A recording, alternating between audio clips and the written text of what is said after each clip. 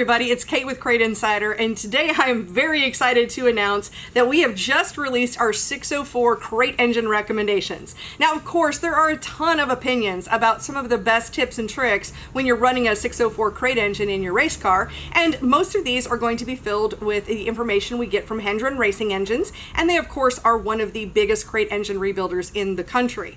So even with that, with a lot of opinions out there, this guide will answer so many of the common questions that we receive, including the best spark plugs to use, what is the best fuel to use, or what are the best oils that are out there right now that are especially made for crate engines. In addition, you'll find helpful tips about valve springs, radiators, and a whole lot more. And we're even giving you exact product recommendations. So it's not just theory and then you go figure it out for yourself. We've got exact product recommendations, and in this guide, you'll have links and QR codes so you can go directly to those items, see how much they are, see what the availability is, and be able to order them for yourselves. So in order to get this guide, it's really simple. Just click on the link wherever you're seeing this video. There'll be a link in the description, and you'll be able to just give us your email address, and we will send this straight to your inbox so that you can download this, print it, look it on your phone, whatever is best for you. So that is what I've got for you today. Very excited to announce this.